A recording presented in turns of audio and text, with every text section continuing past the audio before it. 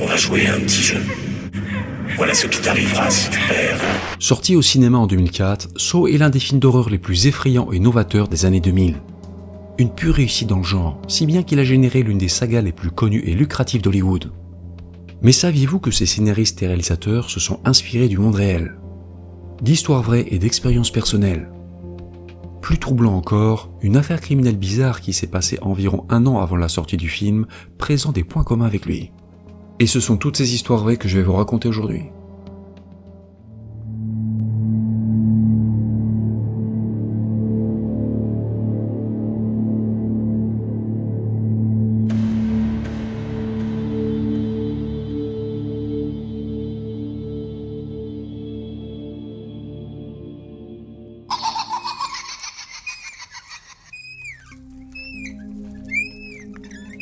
Hello, c'est Lionel, vous êtes au bon endroit au bon moment parce qu'aujourd'hui c'est Halloween. Halloween, on aime frissonner, c'est pourquoi on va parler de films d'horreur. Dans le passé, j'ai déjà fait des vidéos sur les histoires vraies ayant inspiré notamment les films Scream, Jeepers Creepers ou Wolf Creek, et aujourd'hui on va se pencher sur Saw. Saw qui fait partie de mes films d'horreur préférés, le premier, celui de 2004, dont on fête aujourd'hui le 20e anniversaire. Un film au scénario malin, plein de suspense et assez perturbant par moments. Avant de passer aux faits réels qui auraient inspiré Saw, il est quand même important de parler rapidement du film en lui-même. Un film qui n'a pratiquement rien coûté, un peu plus d'1 million de dollars, ce qui correspond au budget café et donuts d'une grosse production hollywoodienne. Il en a rapporté 100 fois plus, et très rentable, le film a même donné lieu à 9 suites, ils ont même osé faire Saw 6, sérieux, et ça va continuer, Saw 11 va même sortir sur les écrans en 2025. Je vais éviter de donner trop de détails sur l'histoire du premier Saw, surtout si certains d'entre vous ne l'ont pas vu, mais je vais quand même être obligé de spoiler, c'est-à-dire divulguer certains détails du film, j'ai pas le choix. Il faut que je vous parle du personnage central du film et aussi de la saga, John Kramer, alias Jigsaw pour les intimes, le tueur au puzzle. Pour faire simple, Jigsaw est un criminel souffrant d'un cancer en phase terminale qui cible des personnes au comportement qu'il estime discutable, ou alors des personnes ne donnant pas assez de valeur à la vie. Des gens gâchant par exemple leur vie dans la drogue, l'adultère, la cupidité, la corruption, etc. Ça le rend vénère parce que lui, il est condamné par la médecine, et il faut jamais rendre vénère Jigsaw parce que, dans ce cas, il enlève ses victimes et teste leur volonté de vivre en les soumettant à des jeux mortels. Parce qu'il adore jouer des petits jeux et il est très bricoleur, Jigsaw doit passer tous ses week-ends chez Monsieur Bricolage, et il construit des pièges très cruels. Aller chez le dentiste à côté, c'est une partie de plaisir. Soyons très clairs, John Kramer alias Jigsaw n'a jamais existé dans la réalité, mais les créateurs du film ont quand même puisé des idées dans le monde réel lors de l'écriture de Saw. Par exemple, Leigh Whannell et James Wan, les scénaristes et réalisateurs de Saw, ont expliqué dans une interview que pour l'un des personnages du film nommé Zep, ils se sont inspirés d'une véritable affaire criminelle. Il faut savoir que Whannell et Wan sont tous les deux australiens. Ils ont réalisé leur film aux États-Unis parce que personne ne voulait le produire dans leur pays d'origine.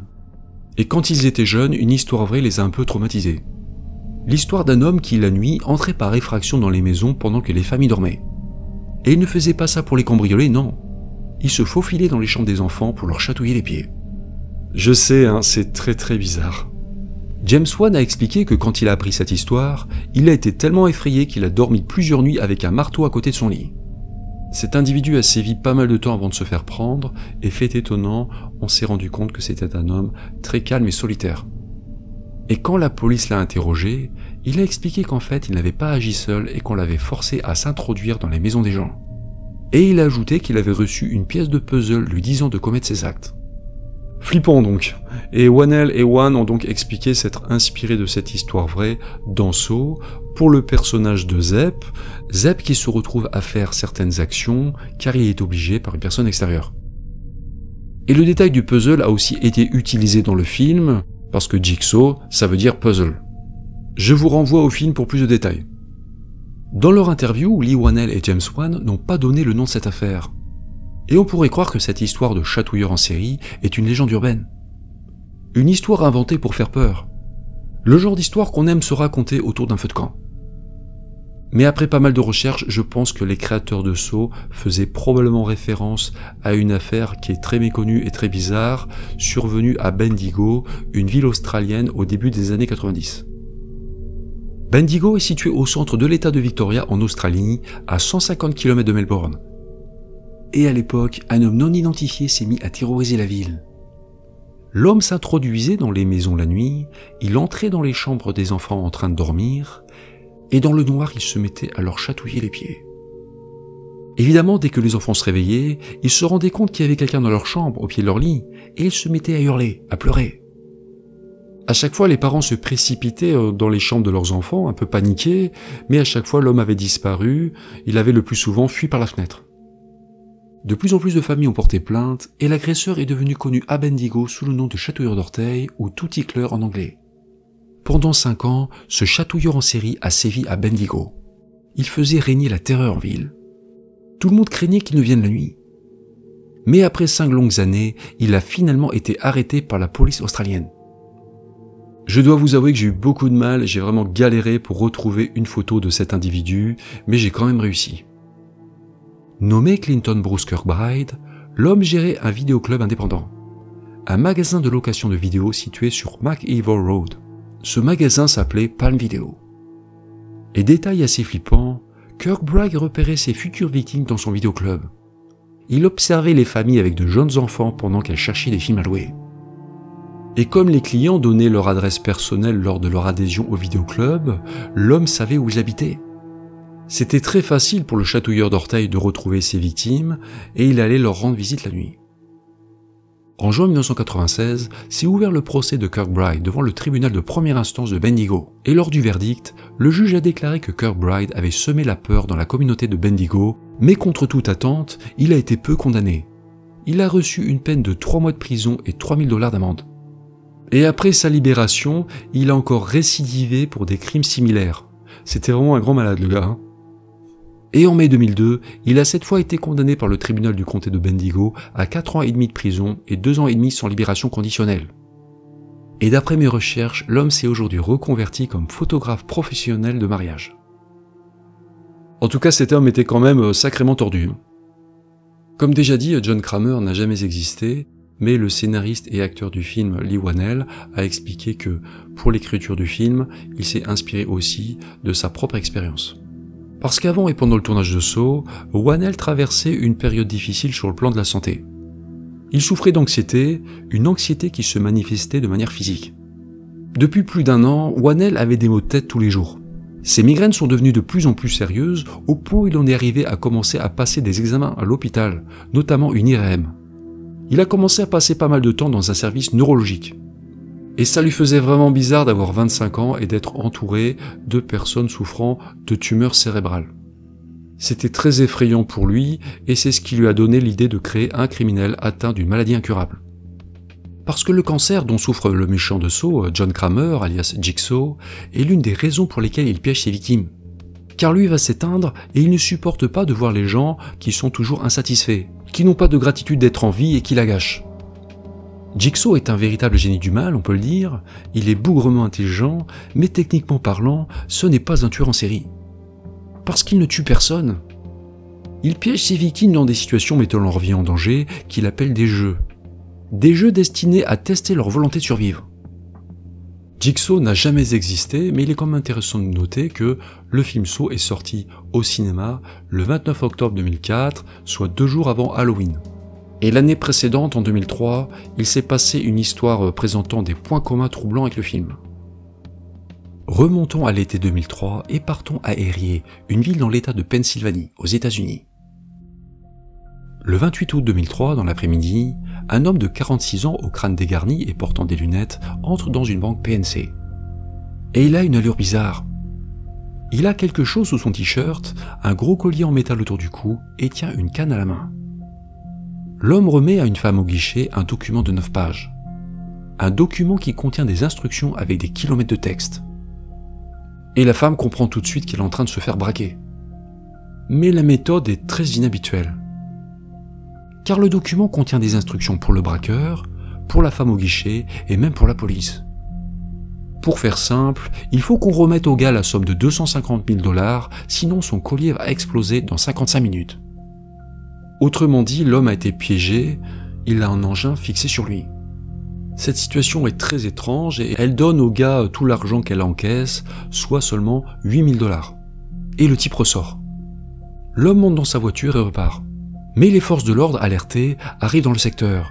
Et bien vite, le suspect est arrêté par les policiers. On le sort de son véhicule, on le menotte et on l'oblige à se mettre à genoux. Mais les policiers restent à distance car ils ont remarqué que l'homme a effectivement quelque chose sous son t-shirt et autour de son cou. Les hommes de loi se disent que c'est probablement du bluff, mais ils établissent quand même, par sécurité, un périmètre autour de l'individu et ils appellent une équipe de démineurs au cas où. Seulement l'équipe de déminage va mettre du temps à arriver parce qu'elle est à 16 km de là et il y a du trafic. En ce qui concerne le suspect, il semble de plus en plus nerveux mais parle plutôt calmement. Et il demande qu'on le débarrasse de l'engin qu'il a sur lui.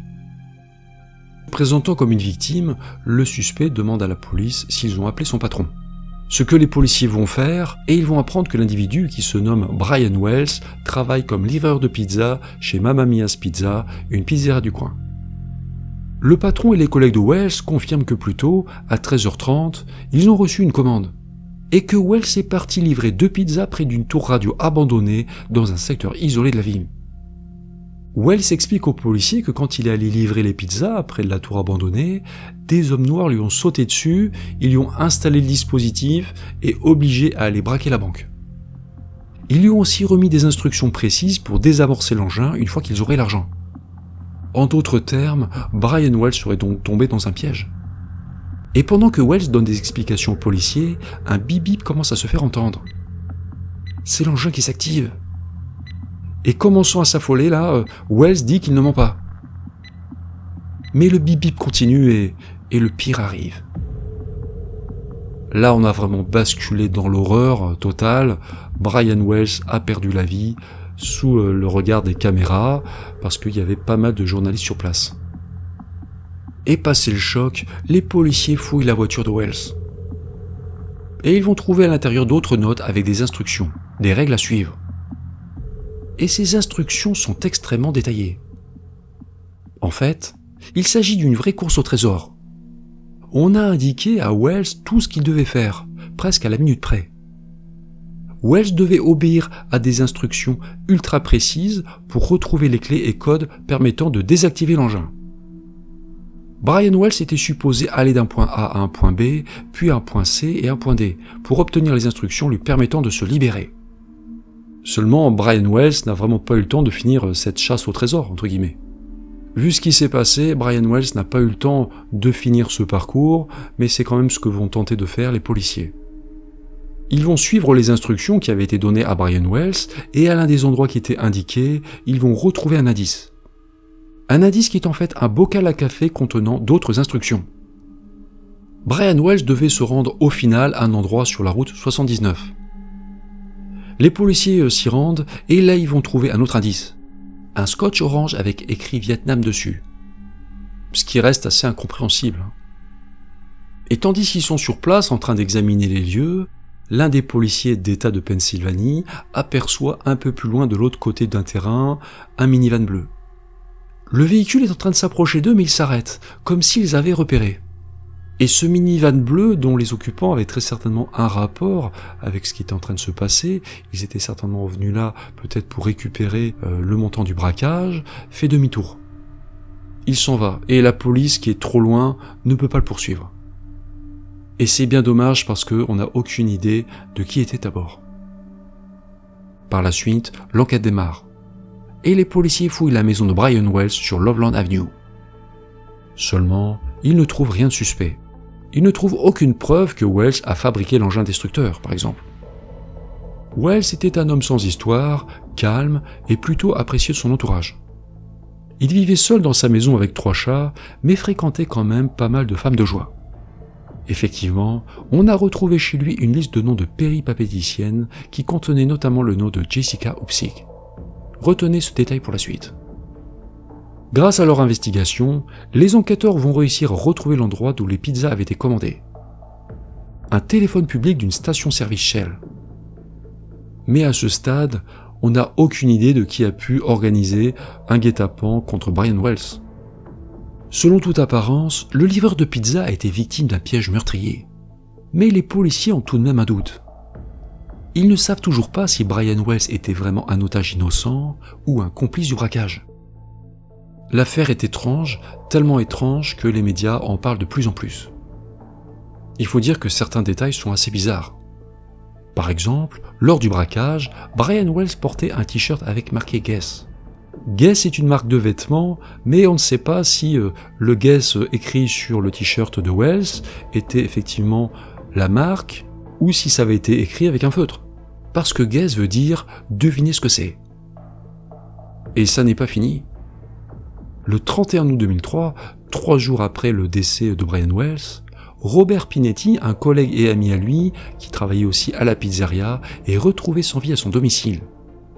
L'autopsie va réaliser qu'il a succombé à une overdose accidentelle. Parce que Pinetti était toxicomane. Mais bon, 2 employés de la même pizzeria qui décèdent la même semaine, ça fait quand même beaucoup. Par la suite, le FBI s'empare de l'affaire qui a été qualifiée par les médias de mystère. Les hommes de loi vont faire des vérifications près de la tour radio abandonnée où Brian Wells aurait été attaqué.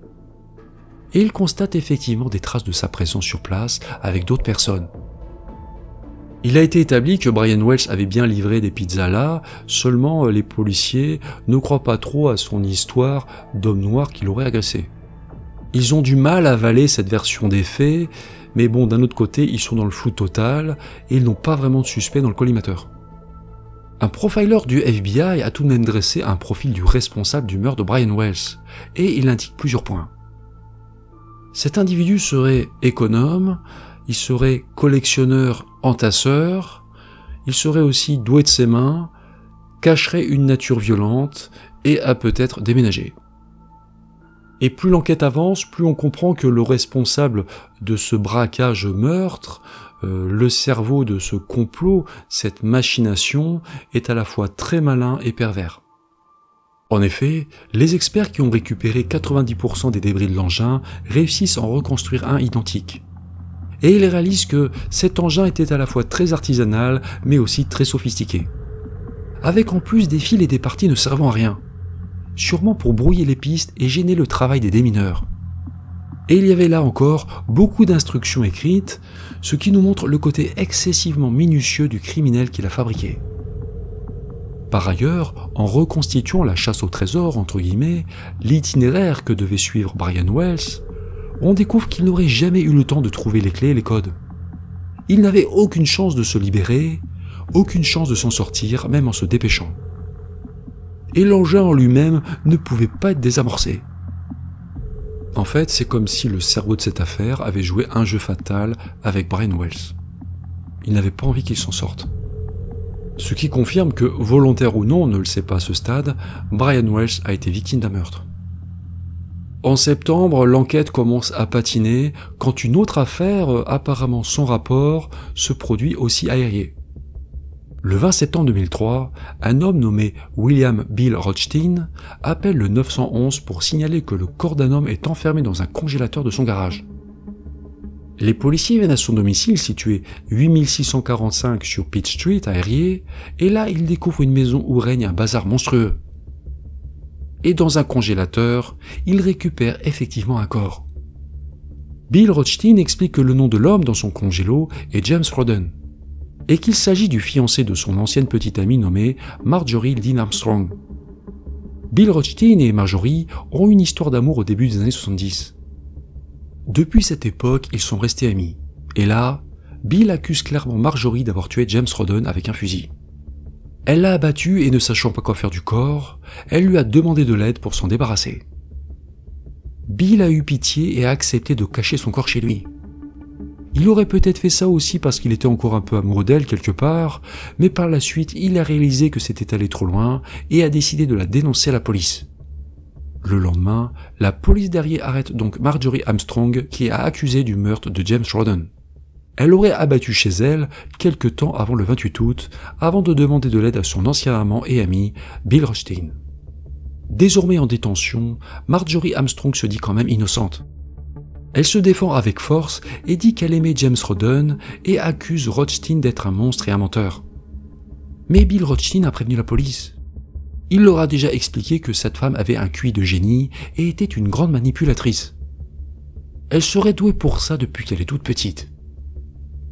On ne sait pas si tout ça est vrai, mais il faut quand même reconnaître que Marjorie Armstrong a un passé pour le moins trouble.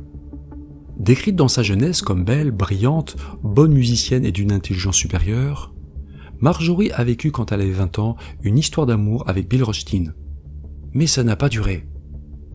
Et par la suite, cette femme a connu une descente aux enfers. Elle a souffert de troubles mentaux, notamment de bipolarité et de dépression. Et en 1984, elle a franchi la ligne rouge.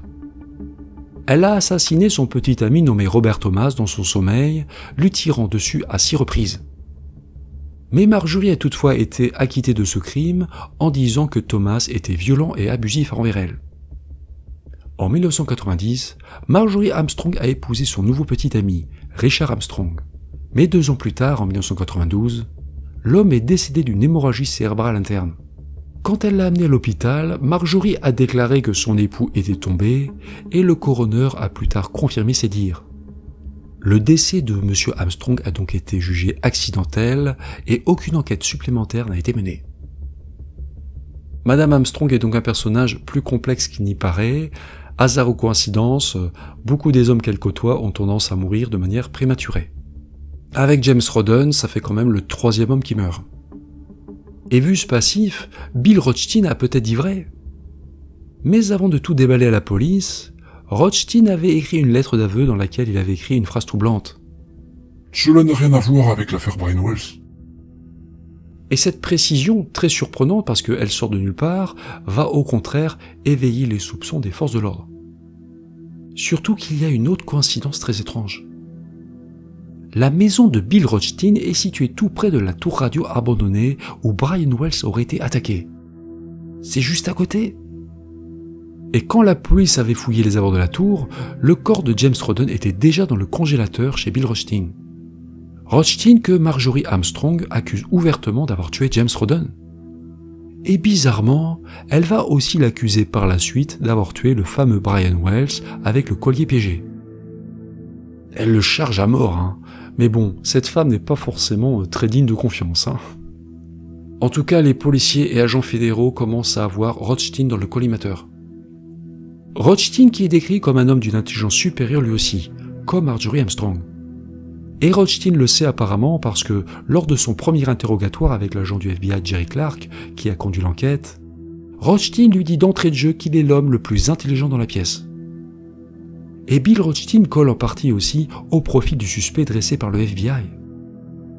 C'est un collectionneur entasseur d'objets, à en croire le désordre de sa maison, et souvent vêtu d'un bleu de travail, il est très doué de ses mains.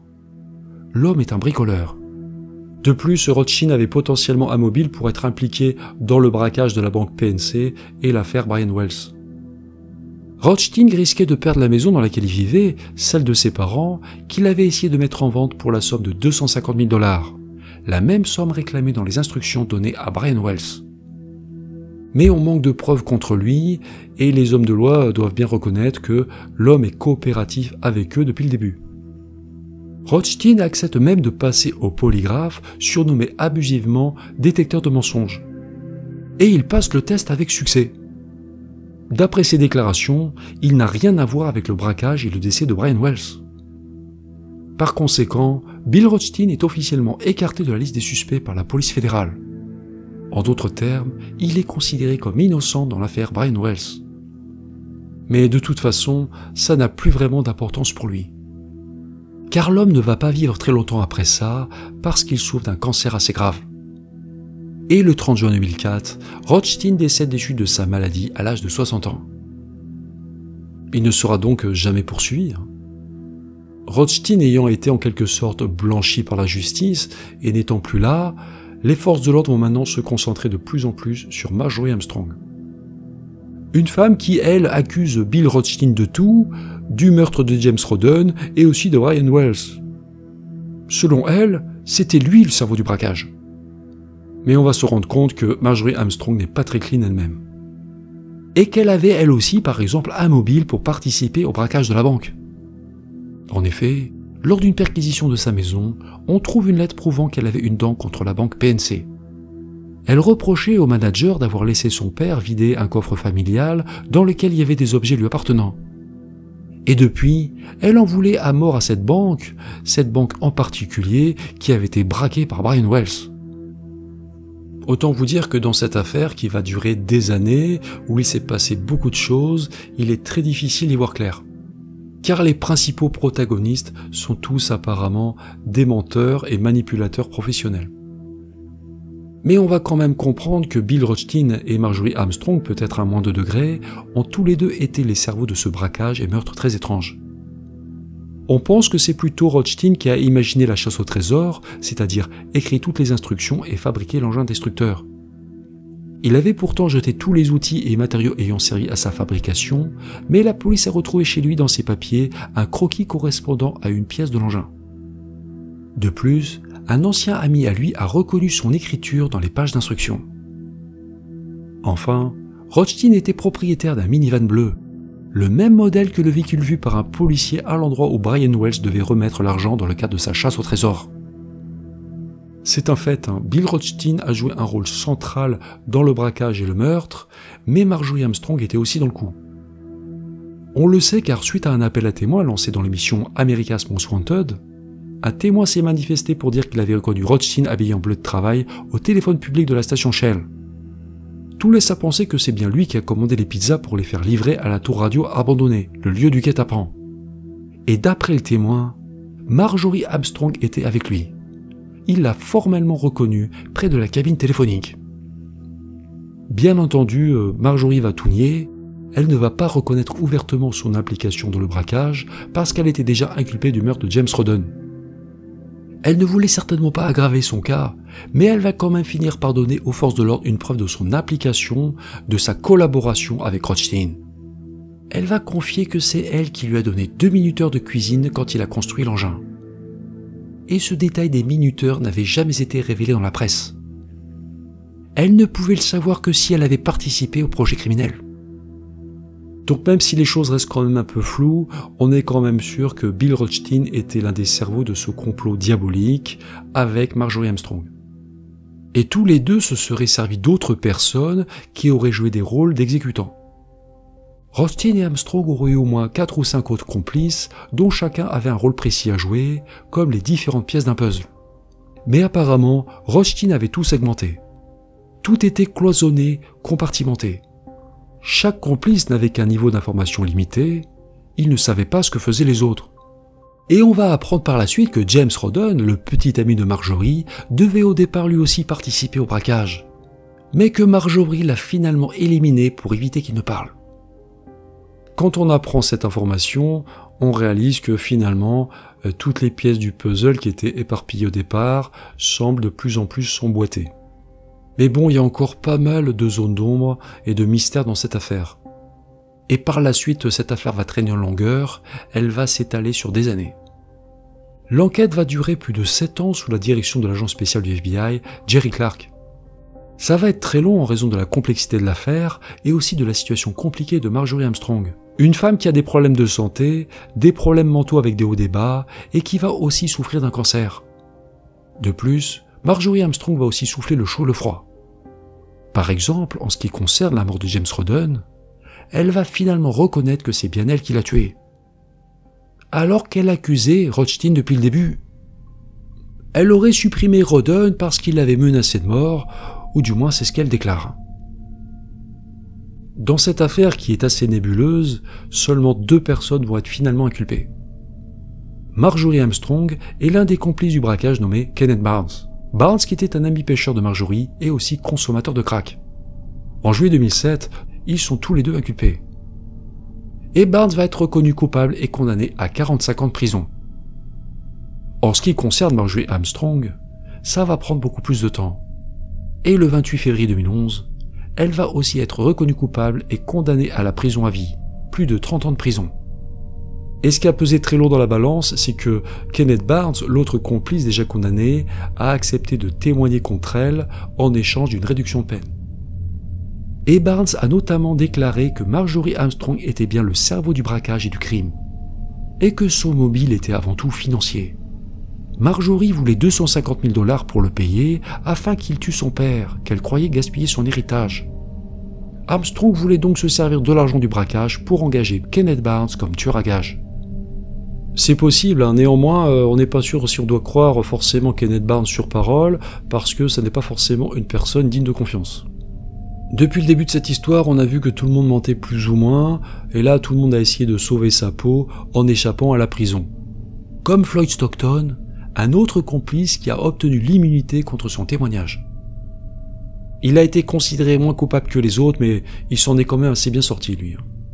Comme déjà dit, cette affaire reste assez mystérieuse parce que, en ce qui concerne le possible mobile financier de Marjorie Armstrong, on n'en est pas sûr non plus. Certains en doutent même parce qu'il a été établi que Marjorie avait déjà de l'argent. De plus, elle bénéficiait d'aide gouvernementale aussi, donc on ne sait pas si elle avait vraiment besoin d'argent. Mais la justice américaine a tranché, Marjorie Armstrong a pris perpète. Et le 4 avril 2017, elle est décédée dans une prison fédérale du Texas, où elle est morte d'un cancer du sein à 68 ans. Dans cette affaire qui est assez nébuleuse, l'une des grandes questions est de savoir si Brian Wells, la victime, était effectivement un complice actif ou non. Eh bien, tout laisse à penser qu'il ne l'était pas. Le livreur de pizza n'aurait pas joué la comédie lors du braquage, et on peut le considérer comme un participant involontaire. D'après ce qui ressort du dossier, Wells a été sélectionné comme otage entre guillemets parce qu'il était faible de caractère. Son nom aurait été donné à Rothstein et sa bande par l'une des filles de petite vertu qu'il fréquentait, une toxicomane nommée Jessica Hoopstick dont je vous avais parlé au début. À cette période, Rothstein et les autres cherchaient un type faible qui pourrait forcer à braquer la banque et c'est tombé sur Wells. Quand le livreur de pizza est arrivé à la tour abandonnée, Rothstein, Marjorie Armstrong et d'autres complices lui sont tombés dessus.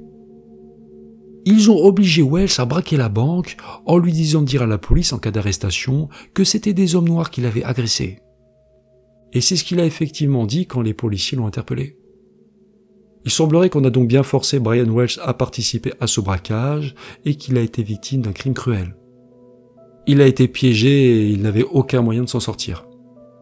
Et le plus choquant, notamment pour sa famille, c'est que personne n'a jamais été poursuivi pour ce crime, car la justice américaine a toujours considéré, à tort, que Wells était un complice non inculpé.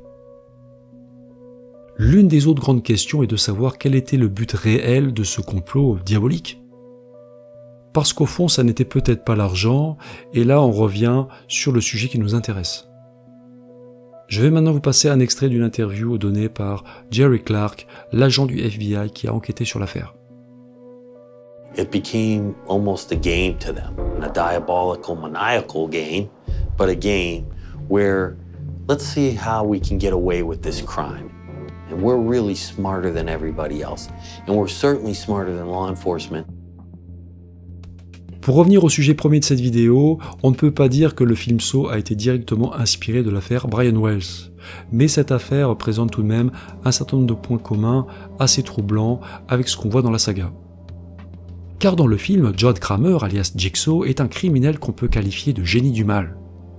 C'est un homme très intelligent, bricoleur parce qu'il construit des machines infernales, et il est atteint d'un cancer en phase terminale. Et dans l'affaire Brian Wells, Bill Rothstein, l'un des cerveaux du complot mortel, était également très intelligent, tout comme Marjorie Armstrong. Mais c'est Rothstein qui a apparemment imaginé la course au trésor et écrit toutes les instructions. Comme Jigsaw, Rothstein était bon pour fabriquer des mécanismes et assez pervers. Pour preuve, il a construit un engin infernal qu'il était impossible de désamorcer. Et autre point commun, Rothstein était lui aussi atteint d'un cancer. Autrement dit, il n'avait plus rien à perdre. Et comme l'a déclaré lui-même Jerry Clark, l'agent du FBI, Rothstein aurait pu finalement tout manigancer avec Marjorie Armstrong par goût du jeu, parce qu'il se croyait supérieur aux policiers. On ne peut pas dire que Saw a été directement inspiré par l'affaire Brian Wells, parce qu'elle n'a pas été citée nommément par Wan et Whannell, les réalisateurs et scénaristes du film. Mais comme elle s'est passée 1 an avant la sortie du film et qu'elle a été très médiatisée, Wan et Whannell devaient sûrement connaître cette histoire. Et ils ont pu être influencés d'une manière consciente ou non, ne serait-ce que pour l'un des pièges imaginés dans la saga. Car dans Saw 3, toujours écrit par Lee Whannell, Jigsaw met à l'une de ses victimes un collier aussi destructeur.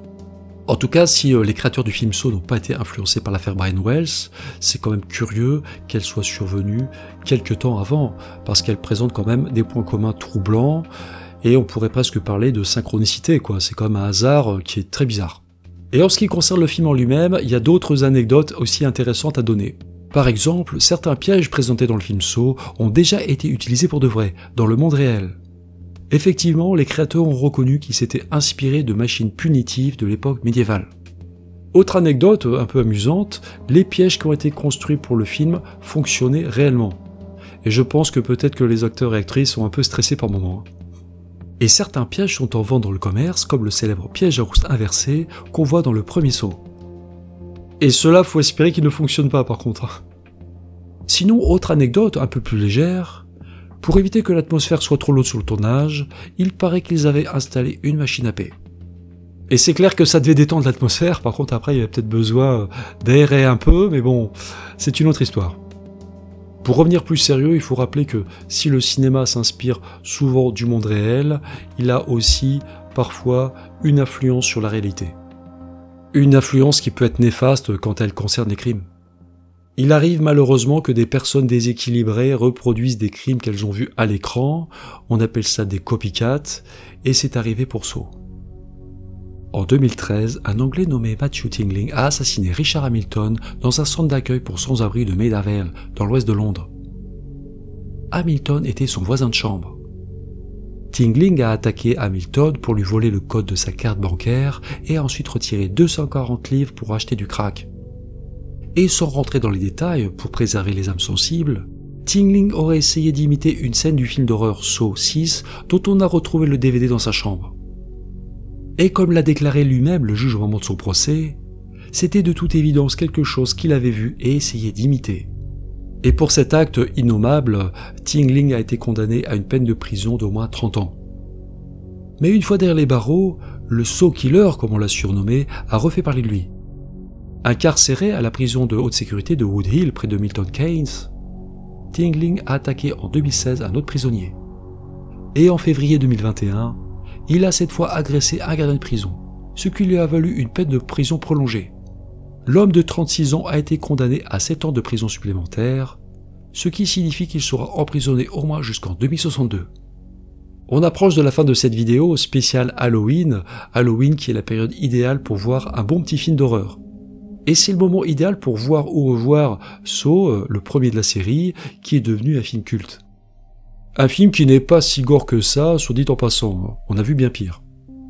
Car dans le film, beaucoup de choses sont suggérées, elles ne sont pas montrées à l'écran et sont hors champ, mais la bande-son est excellente. Les effets sonores simulent les choses dans notre esprit, sans parler de la musique du film et de l'atmosphère sonore, qui sont très réussis. Évidemment, il est important de rappeler que les films d'horreur, en particulier les plus violents, ne sont pas pour tout le monde. Je pense aux personnes les plus fragiles, et ils sont réservés à un public averti. Voilà, c'est la fin de cette vidéo spéciale Halloween, donc qui est sortie le 31 octobre, un jeudi. Ça change d'habitude parce que d'habitude je sors une vidéo le dimanche, mais bon, le 31 octobre tombait un jeudi, donc c'était compliqué. En tout cas, si ça vous a plu, je vous remercie de mettre un pouce en l'air. Je tiens à remercier aussi celles et ceux qui vont partager cette vidéo sur les réseaux sociaux ou ailleurs, où vous voulez, parce qu'un petit partage ne coûte rien et c'est une grande aide pour les créateurs de contenu. Grâce à vous, d'autres personnes connaissent ces histoires. Et pour plus de contenu, je vous invite aussi, si ça n'est pas encore fait, à vous abonner à la chaîne. Abonnez-vous en activant la cloche aussi, c'est très important pour être prévenu dès qu'une vidéo sort. Je lis parfois des commentaires de personnes même abonnées qui ne sont pas prévenues des sorties de mes vidéos, donc c'est vrai que c'est un petit peu embêtant. Donc vérifiez que vous êtes toujours bien abonné, que la cloche est bien activée, que toutes les notifications sont sélectionnées, et si ça ne marche toujours pas, bah écoutez, venez faire un tour sur la chaîne de temps en temps, vous verrez qu'il y a des nouveautés. Je sors une vidéo en moyenne tous les 15 jours, le dimanche à 17 h, sauf cas exceptionnel, comme Halloween. En tout cas, pour tout ça, merci du fond du cœur. Si vous ne savez pas quoi regarder maintenant, d'autres vidéos vont vous être proposées dans quelques instants, des vidéos sur des histoires vraies qui ont inspiré d'autres films d'horreur, comme Scream, Jeepers Creepers ou encore Wolf Creek. Moi, je vous laisse, hein, je vais fermer ma porte d'entrée au cas où quand même, parce qu'on sait jamais, au cas où un tueur masqué viendrait chez moi. Je vous laisse, je vous dis à très bientôt sur la chaîne, et en attendant, ne disparaissez pas. I know you told your friend you're not okay. And tell me what's wrong and why you never said you felt that way. And guess you're trying to stay strong and fake a smile until I look away.